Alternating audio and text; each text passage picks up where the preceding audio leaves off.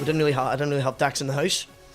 But anytime I was in my mate's house, I would play his, and we were there all the time. So I offered him a deal, a swap, my brand new Xbox that my mum bought me for Christmas, for his decks. Now them decks were probably worth about 70 quid, like, and the Xbox was brand new at the time, probably about £300 or £400.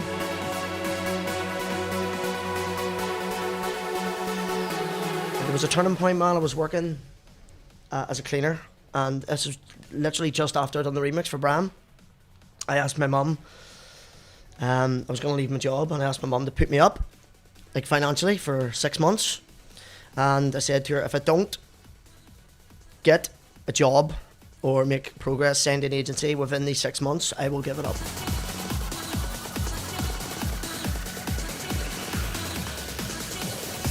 It was May, so the 5th month of that year, 2016, when Music First approached me, and it happened.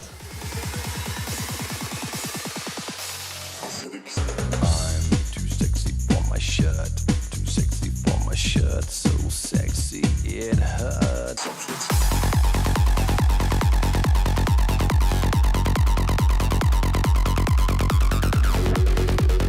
My name is Viktor Kidson, and you just watched Shugz Guns.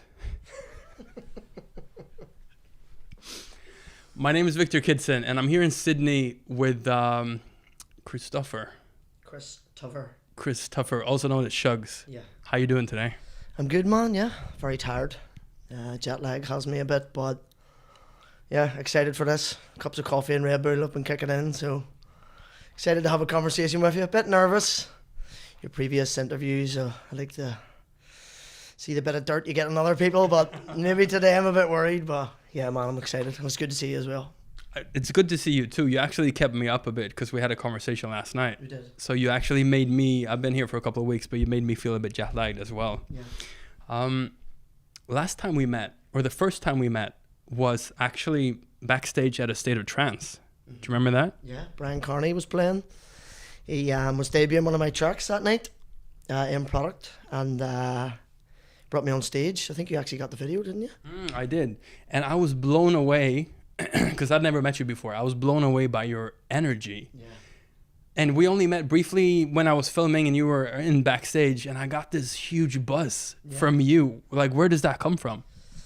I'm not sure, man. It's just trance music in general gives me a buzz at events. Anytime I'm at events, anytime I'm DJing, I just always full of energy. It's the music, man. Do you know what I mean? Being at that event, being backstage, was like my first time being in that position. Like seeing Armin van Buuren walking past, Ferry Corsten, like seeing DJs like that. It just kind of gives you a buzz. Do you know what I mean? Just to be there, man, and be involved. And obviously meeting your good self as well. Yeah, of course. And I hear that Brian has actually meant a lot to your career as well. Brian has single-handedly, I think, instigated the beginning of my career. He gave me an opportunity to remix one of his tracks. We spoke about this last night, Mexican Rave. That was the turning point. He sent me an email. He was a fan of one of the tracks I'd done before, the Doppler Effect, Beauty Hides in the Deep. And I was in my old job, working as a cleaner, on my break, and he sent me an email.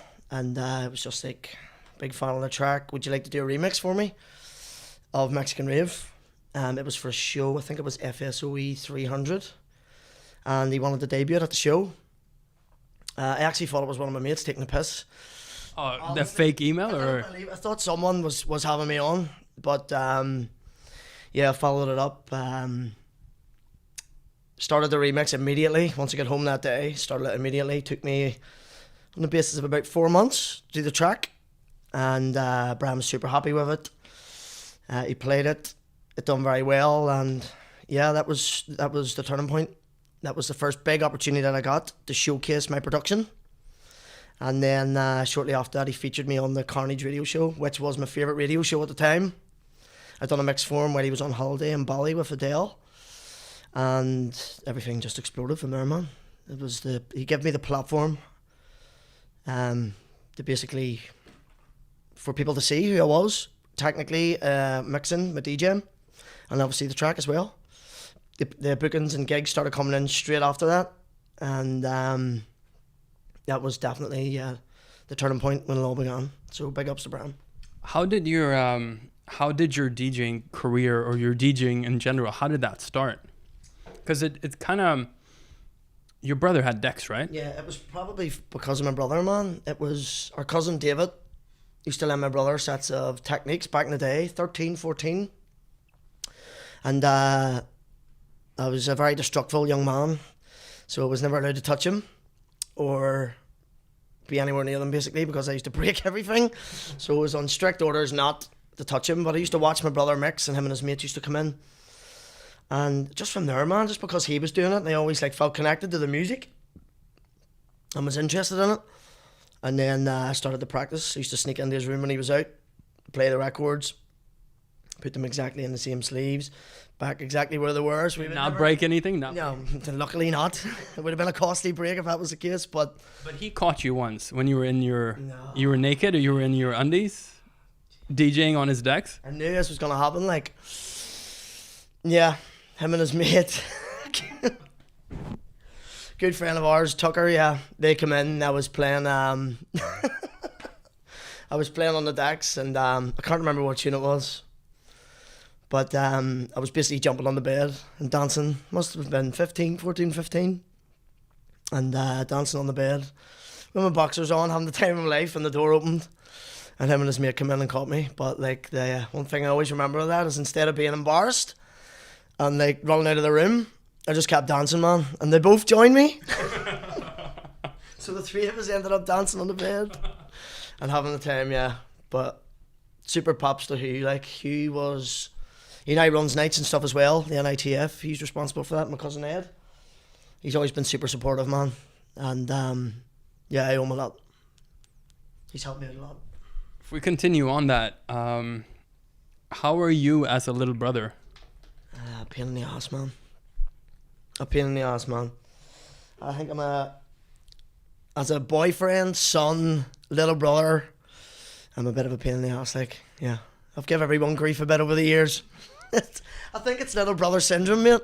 I think that's what it is. I think it's your responsibility as a little brother to be a little bit of a... Well, you did actually mention a few tips and tricks for me for other little brothers out there, what they could do. For any youngsters that are getting grief from their bigger brothers, Hugh used to always overpower me, obviously. He could slap me about and bigger and stronger. I used to put his toothbrush and soap, tacks in his shoes, used to hide in his cupboard for like 2-3 minutes, wait till he was completely relaxed, then scare him, put salt in his tea. Yeah, just things like that. Pranks, man, that was my way of getting back. You know what I mean? If I was ever pissing him off and annoying him, he would just physically sit on top of me. Do you know what I mean? I couldn't do that, man. So you have to be creative, you know what I mean? Creative and get your own way back. Yeah. And that was my way of doing it, yeah. Don't let your big brothers walk all over you, man. And then you had to sacrifice a brand new Xbox to get your own decks. That's correct, yeah. Tell me about that. Christmas, I don't remember what year, like, but my mum got me an Xbox. I'm an avid gamer, by the way. I love gaming. It's one of my... Alarm. You're actually up early, by the way. Yeah, for once. You didn't sleep, but anyway. No, I didn't sleep, yeah. Yeah, tell me about the Xbox. But yeah, back to the topic. Yeah, my mum got me an Xbox for Christmas one year, and one of my friends had 2 sets of vinyl, Beltray vinyl decks, and a Newmark mixer. This was like at the stage when I was like getting really passionate about mixing. Excuse me, we didn't have the availability of the decks that what I was talking about my cousin, because he obviously like took them back and stuff. So I didn't really have decks in the house. But anytime I was in my mate's house, I would play his, and we were there all the time. So I offered him a deal, a swap, my brand new Xbox that my mum bought me for Christmas for his decks. Now them decks were probably worth about 70 quid, like, and the Xbox was brand new at the time, probably about £300 or £400. So in my mother's eyes, it was a terrible deal, because they never approved of me getting decks. I asked for years, and they were just like, no, too much noise, no. So I done that deal, and yeah, got punished for it, grounded for a couple of weeks. But yeah, luckily my mum and dad came around and supported me on the decision once they started seeing how passionate I was about it. What did it look like for you, like growing up? Because I read in a previous interview that the only thing that you could dream about becoming was actually becoming a DJ. Yeah. It was not necessarily a DJ, man, just a life in music. Do you know what I mean? It's like,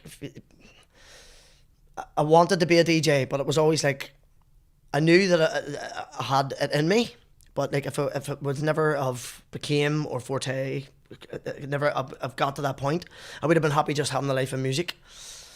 But it was an obsession at one point. Like, it was just like, I got in school, I just didn't give a shit in school, man. School was just banter to me.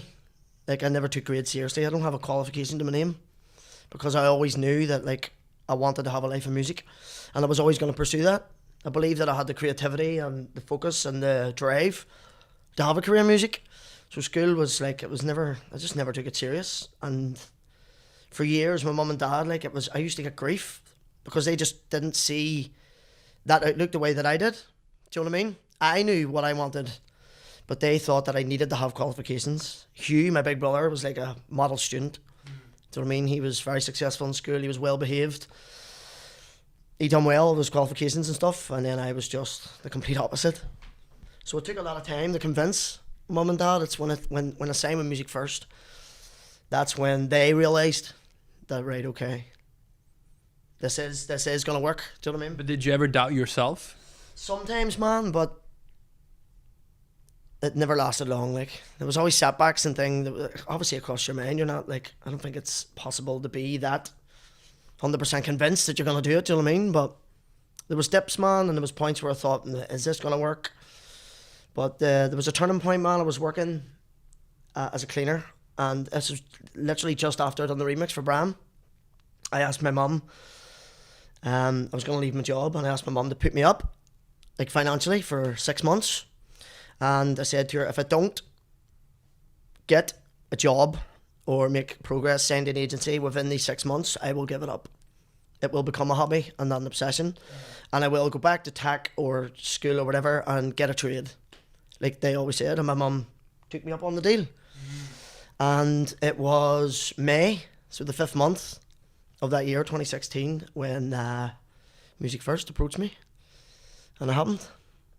Wow. Yeah. Timing was perfect, man. So you barely just made it. Just made it, man. But those 5 months, like, working towards that, the obsession was another level. Like, all my friends working out at weekends, they were partying.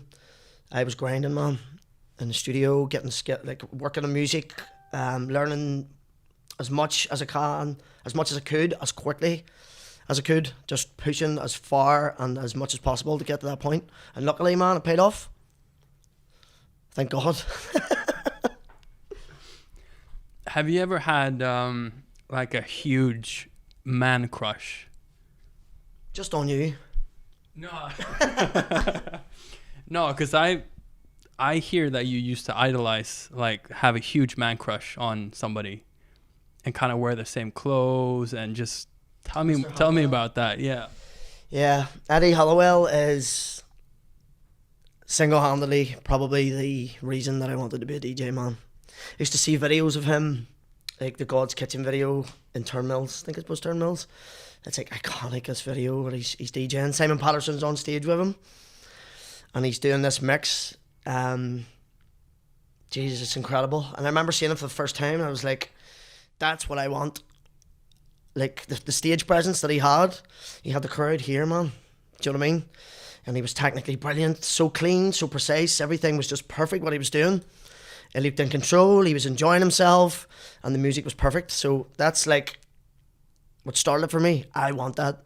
I want to be that kind of DJ that is not only enjoying himself, but like have the ability to do that kind of shit and have the crowd there and to put them like that. So yeah, but that's very true. Yeah, I used to buy the Ossex shoes. I had a pair of Ossex shoes that he had. I used to watch the t-shirts, the long sleeve tight t-shirts. Yeah, I went through a bit of a phase, man. Luckily, I didn't copy his haircut because it was quite brutal at the time. But yeah, he's a good-looking guy, but yeah, he's not a new man. If we skip forward a bit to 2016, tell me about Luminosity Beach Festival. What was that like? That was the start, man. That was the gig that changed it all. Fair play to Bo Van Eyck, the runner of Luminosity. He is the man. Like, he's always been an avid supporter of mine from the very start. Actually, a funny story with that booking. We were going to Luminosity for 2 years before. We were going to be there anyway. I got a message from Bo. Now, the lineup was completely finalised. And he was adding a couple more DJs to... there was obviously more slots available, or he'd done another stage or whatever. Excuse me. But he messaged me one day. And he was like, oh, how's it going? Just like small talk. And then he was like, what are you doing on the... I think it was the 27th or the 28th, which was the Saturday. He's like, what are you doing on the Saturday 28th at 11 p.m? So obviously, like, that was a hint. I should have been like, he wants to book me here. Yeah. Straight over my head, I was like, I'm going to be at Luminosity. Having the time of my life. And he was like, right, okay, but like, what are you doing at that specific time? Are you going to be busy at that specific time? So we tried again and again. I was like, I just told you, man, I'll be at the event. I'll be probably dancing and having the time of my life. So it wasn't in your head that you would actually play it? It just flew over my head. No, it hadn't happened yet. And then he was just, obviously he got fed up. He was like, right, okay, I'm just going to tell you. I want to book you for 11 o'clock on the Saturday. And I was like, Jesus. Yeah, but that's how it happened. And I remember I was like, holy shit. Must have sent him like 10 messages. Thank you so much. And then the preparation started from there, man. You guys had already booked. There was like 50 Irish people coming down together, right? Every year, man. It's like so many people. Like, I think this year there was even more than that, to be honest.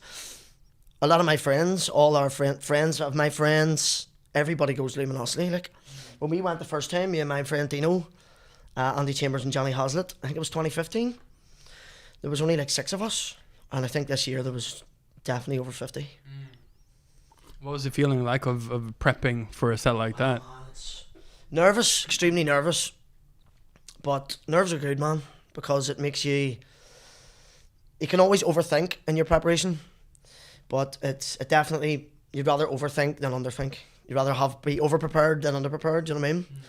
But I've never been... What I mean by that is I don't like to prepare sets. Like, don't get me wrong, I don't like to prepare sets from start to finish. That's not the kind of DJ that I am. I like to... First two, last two is usually my method. So I like to read the crowd. It's nothing worse. Like, if you prepare, when I was younger, when I used to play in Belfast, I was a lot more nervous about DJing. I used to prepare from start to finish. And sometimes when you were playing, people weren't feeling the vibe. And because you were so obsessive over that set, you can't really change. So it's awkward. So from that experience, I always said to myself, right, it's time to actually treat the DJing as the artistic thing that it is. So if it's not working and you try something, change it up, do you know what I mean? And have the freedom to do that. Don't be locked in and don't be so focused on this one single set and one single playlist that you want to play, because not all the time it works, especially now, man, with travelling. The crowds are completely different. Like, the Dutch crowd is completely different than the Belfast crowd. Do you know what I mean? You have to play to suit the people that are there, not to change your style completely. Still play the music that you're known for, but like, sometimes you have to play a little bit more uplifting. Sometimes you have to play a little harder. It just depends on the crowd, and you have to read them to know. Do you know what I mean? Yeah, I totally understand that. What was the Irish support like playing at Luminosity? How did that feel with so many people there? The video, they done the video set, and for the 2016 the debut, and the first 3 rows in the video, there must be like 30 of my mates. Like, they're everywhere. But that actually it made me more nervous, man. Like, I could play to complete strangers, still be nervous, obviously. But see, playing to friends, it makes me a little bit more nervous, man, because, I don't know, it's like you want to be your best. You want to be your best anyway. But I think it's a little bit more pressure being your best to your mates, do you know what I mean? One of the most nerve-wracking gigs that I've ever played was, a show in Belfast, where my mum and dad actually came, and my aunt. Now, they came by surprise. It was one of Hugh's, my brother's, nights in Box Level, it was called, the night. And my mum and dad came as a surprise. I was going out for a smoke out the front door, and as I was going out the front door, they were coming in. It was hilarious, like, and my dad just looked at me, and I said to the guy in the door, I was like, make sure he pays twice. And there was like, fucking, very well kept secret, like, and my mum and my aunt were back behind stage when I was playing. And I was really nervous, man, just because it was my mum. Obviously, my mum hasn't a clue about the music or anything, or even what I'm doing on the mixer. But it's just because she was there. I wanted to be the absolute best that I could be. Do you know what I mean? And it's the same kind of feeling with your friends. It's a lot easier to play to strangers than it is to play to family and friends.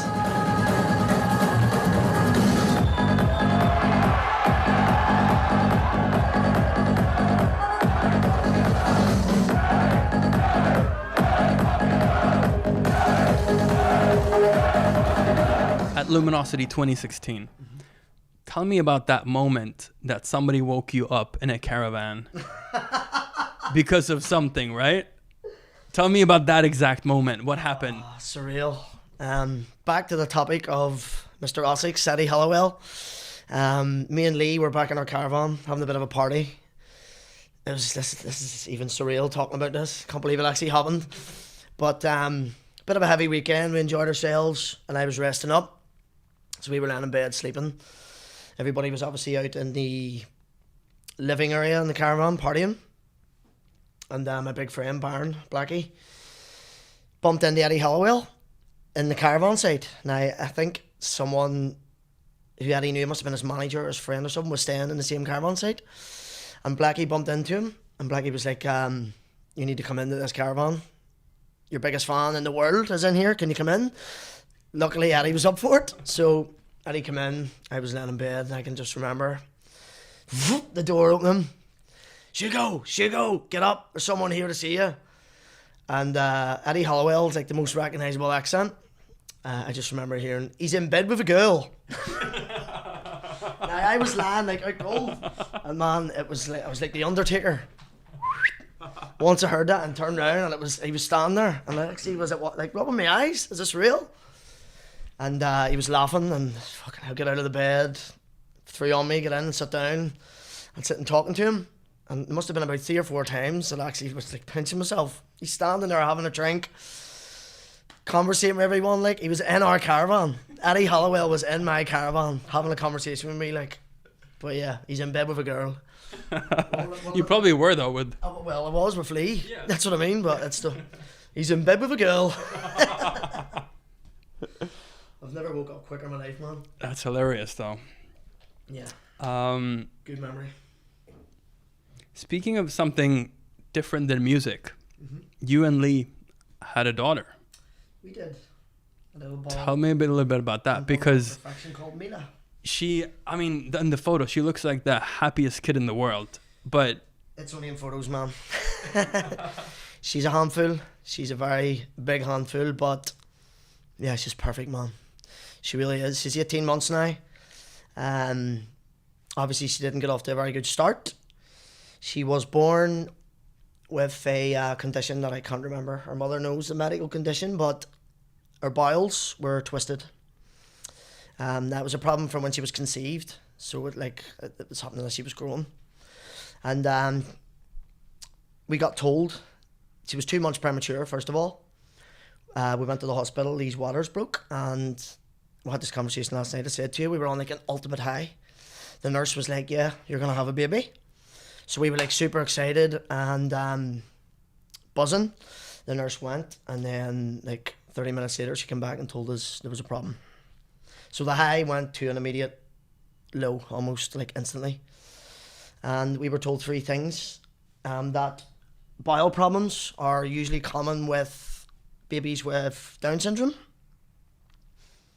cystic fibrosis, or it could be just a twisted bowel. So being told that after just finding out that our baby's coming it crushed us, man. Don't get me wrong, it wouldn't have changed anything, but it was just the worry. Do you know what I mean? It was like almost like we had to prepare ourselves for the worst. Luckily, thank God, that it was just the twisted bowel, which was the best option of the 3.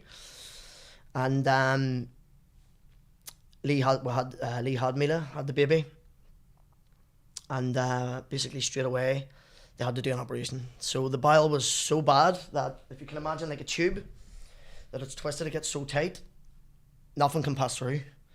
So they had to try and fix the problem immediately. So she had an operation the day after she was born. And what they tried to do was cut her open and save the twisted bit. So basically untwist it and fix it without any actual surgery, cutting or anything like that. They obviously did a little bit, but not like replacing or getting rid of any of the bad stuff. They tried to fix the bad and make it good again. They tried that, and shortly after she caught sepsis, which is a blood infection. This was straight after the operation, basically. So because she got sick from the sepsis, the operation was like obsolete. It failed. Sorry, man. It failed. It didn't work.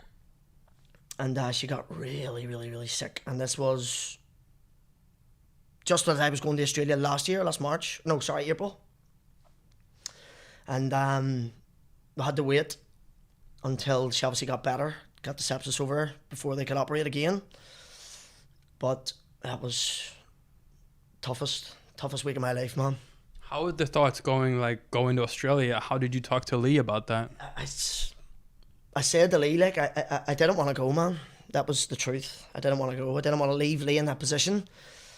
Like, she was in, the child was in an incubator. Do you know what I mean? She was in an incubator. We couldn't touch her. We couldn't bond with her. Lee was struggling enough. We were struggling. I didn't want to leave her on her own. It's the last thing that I wanted to do as a father and a partner.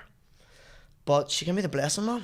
I said to her, if you do not want me to go, I will not go. Obviously, it would have been a loss financially and for my profile, for my career and stuff. But like at that moment in time, it wasn't important to me, man. But she gave me the blessing. And this is a testament to Lee, like how strong Shugz is. She gave me the blessing to go. She told me to go. She says, like, you've been looking forward to this. This is what you do. I'll be okay. And she told me to go. And, sorry, man, I get a bit emotional. It's okay. But, yeah. She's a credit to the family, man. For her to do that, it just completely changed everything. It gave me the buzz and the capability to actually go and do it. Do you know what I mean? To go and actually enjoy myself as much as I could and hold it together and come home. And like, it was tough, but it was worth it. It was worth it. How did it look like with your daughter spent a lot of time at the hospital in the beginning as she was born? Yeah. And we were talking about how strong she actually is and was at that time as well. Both you and Lee, but also your daughter. Yeah. It's the thing I said to you last night, like, thing that really resonated with me. The doctor that basically saved Mila is a doctor called Irene Milligan. And we were having a conversation, and she said to me, we were like talking, it's like, is she going to be okay? And she made a very fair point. She said, like, us as adults, we have responsibilities. We have bills to pay, we have people to look after, we have things to do. Babies don't know anything different than to just fight. Do you know what I mean? That's all they know. If they're sick, if they're struggling, they just know how to fight. That's all they know. And that's what makes them so strong. So once she told me that, it kind of resonated with me a lot. And it almost convinced me that everything was going to be okay. And yeah, thankfully it was. How is she today? Very good, man. She's super healthy, super cheeky. But yeah. I wonder where she gets that from. I don't know. I have no idea. Maybe one day we'll find out. You guys are still in touch with the hospital that cared for Mila when she was sick, and sometimes you go and visit. Well, we have appointments. She still has appointments to do checkups. We literally had one on Monday there before we left. We still visit our dietitian, basically to keep update her with what she's eating and everything, just to make sure everything's fine on that front. But anytime we go up, it's in the same hospital. The part we go to see the dietitian's in a different part than where Mila was, the wards. But anytime we're there, we would go up and see, the nurses and the doctors in Barber Ward, which is where she stayed. Now, for me, I don't like it. I don't like going back. It just brings back too much negativity feelings, man. Do you know what I mean? There was that walking up that corridor. We were walking up and down that corridor for 6 months, constantly. Do you know what I mean? Taxis up and down every single day for 6 months. So I just don't like being there. And not to sound rude or unappreciative, but the day that we left with Mila, I just didn't want to see that place ever again, or them people. Do you know what I mean? I just didn't want to come back there because I just wanted to leave that part, that negativity and those feelings and that struggle in that hospital and get home and settle in as a father, a family, and just get on with things. Do you know what I mean? But Lee enjoys it. Lee loves it. Lee loves going up there and popping her head in and seeing everyone. And there's a little picture of Mila. They have like a little board in the ward. If any kids stay for like a long period of time, they'll put a picture up. And there's a little picture of Mila in there now because she was obviously there for so long. And it was nice to see that. That's one thing I will say. When we were there on Monday, to see that, it made me smile. Because she looks so innocent, man. That was the thing. And she's everything but innocent now. But yeah, man, it's nice to see them, the nurses and the people that looked after. And they're obviously very happy to see her too. How far she's came. And everything happened at the same time as your artist career was rising. Mm-hmm. Your profile was rising. You had joined Music First. Yeah. How did that feel? It was difficult, man. I tried my best to continue like making music and stuff, but I just couldn't, man. During that time, it was just like a block. I just couldn't be creative in any way, shape or form. And the testament to the agency, man, like Rob, Neil and Emma, they supported me the whole way, man. Like financially, every single step of the way, they were there. They understood, man. And what I said to you last night, what Rob said to me at that gig in Limerick, we were in the hotel room. It was me, Giuseppe and Menno were playing a gig in Limerick. And I was sitting with Rob in the room. And Rob turned around to me and he said, like, you're a testament to your family. You didn't make one complaint. You didn't make a single problem. You just get on with it. And you got the job done. And he's like, fair play to you, man.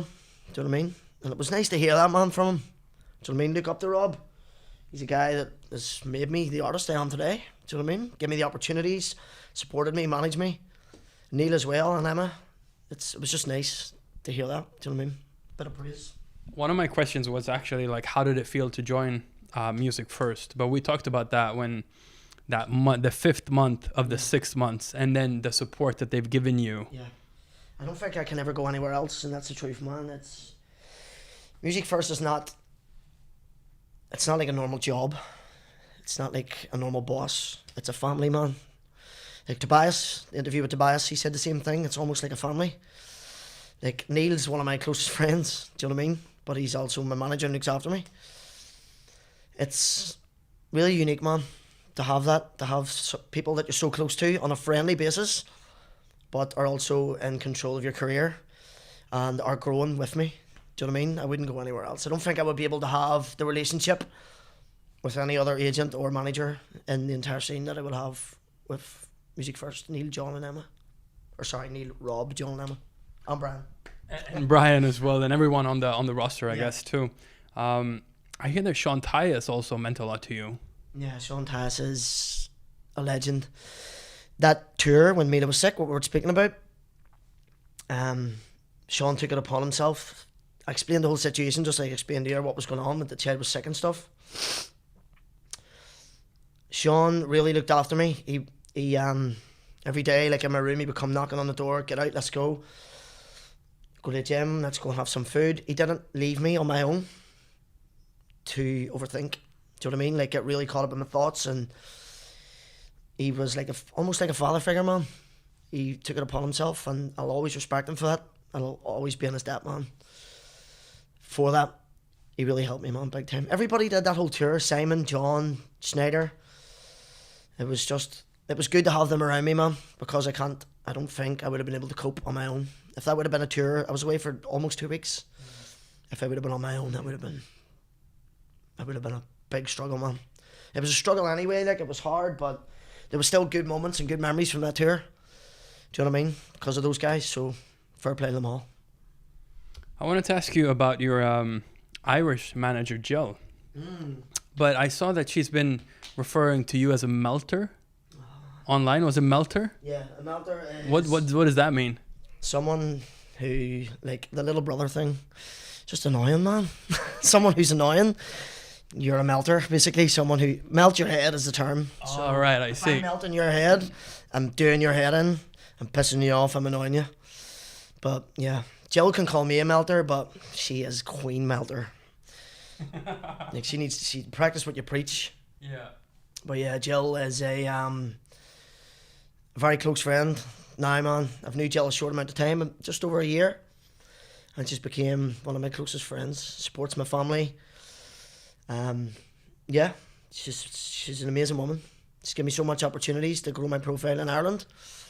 It was Rob and Neil's idea to bring her on, because she has a different angle, and the way that they do things, the way that she does things is a little bit different. And it's been nothing but successful, man.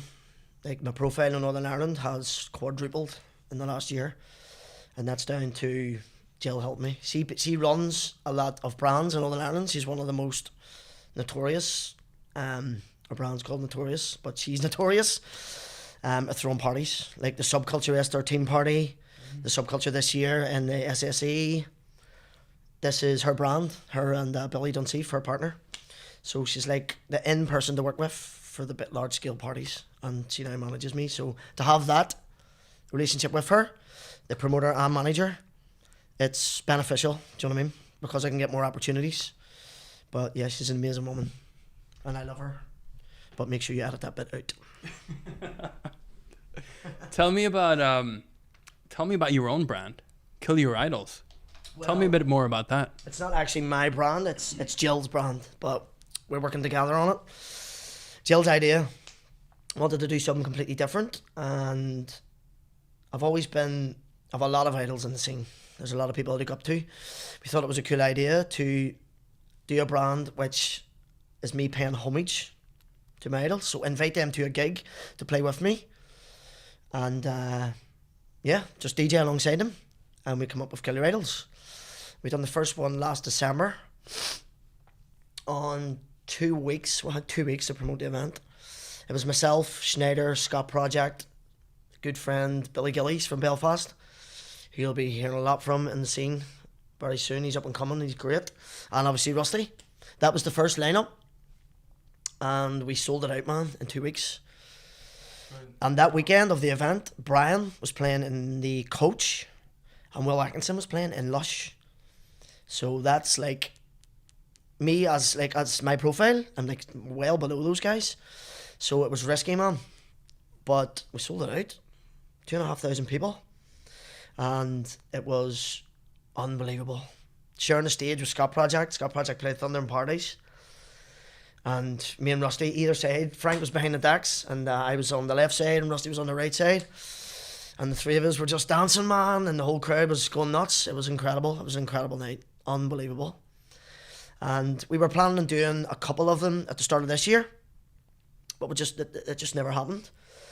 And I actually think it's a good thing, because the hype got so much bigger because we weren't doing them. Like, I was getting messages, man, all year. When's the next one? When's the next one? And we've obviously just announced 2 more. The Halloween show with myself, Will Atkinson, John Askew, me and Rusty, and I'm playing a warm-up set. So, yeah. Another set. Oh, Shaun Tyus as well. I can't forget. Almost forgot about him there. Jesus Christ. But yeah, another 3 massive idols of mine. Do you know what I mean? I love their music, love their styles. And they're good friends as well, man. It's an amazing concept. It really is. It's unique. And it's just class to be able to do it. Invite people who I look up to come and play in Belfast, which is the hottest spot in Europe right now for trance. And smash these parties, man. Have a good time and party. It's class.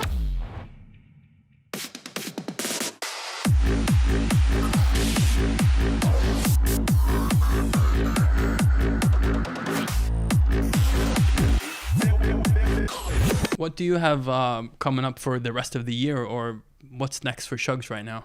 Musically, I've just finished a collab. Well, recently finished a collab with Billy Gillies, the guy I just mentioned. It's coming out on After Dark, October, Schneider's label. I've just finished a rework of one of my favourite classics ever, Marco V Indicator. That one's just going to be for my sets. And I've done a remix with Rusty on a very popular and genius German maestro, who I'm not saying because I may get in trouble, but I think he's maybe able to figure it out on one of his tracks. I can't wait to get that one out. That one's been doing the damage. Probably the favourite track that I've produced, technically and reaction wise, when playing it, and Rusty agrees. So that's all that's happening now. We're in the process of maybe doing a vocal record, so that one's going to take a lot longer. Never done a vocal record before, so I want it to be perfect. But yeah, man, just a couple other projects, side stuff, but pretty much I'm happy this year with what I've done production wise, because obviously last year it was like a year off, obviously with the problems with the baby and stuff. Only had one release, so I'm on 6 this year, so it's a lot more. Maybe try and double that next year. Gigs wise, I just want to keep getting to where I've already been, basically, man. There's not many places I haven't played. I would love to do EDC Vegas. That's one that's top of the hit list. I would love to get back to Dream State for next year, and maybe a few more shows in Asia. The Asian crowd are class, man. Malaysia, Indonesia, they're really good. And China would be a nice one to go to as well. That's the goal. But yeah, just keep working, man. Keep doing what I'm doing. I've had a lot of success this year, and I'm very, very grateful for it. Feel like I'm making the best music that I've ever made, and playing the best sets that I can play. Just want to continue doing that, continue to be the best that I can be, and see where it goes, see what happens. What's coming up for the Shugz family wise? The Terrible Twos for the baby has already kicked in, so maybe get rid of that as quickly as possible. What's the terrible? No. Because I hear your daughter is. Don't give me any ideas, man. I hear that your daughter is picking up on some of your things. Yeah, some of my very childish habits. Can you do the Dolphin? Yeah, can you do the dolphin right now? Yeah, I speak to Amelia in dolphin sometimes, which is. I'm not doing it, man. I can't. Yeah, you can do it. What if I look away? Okay, look away.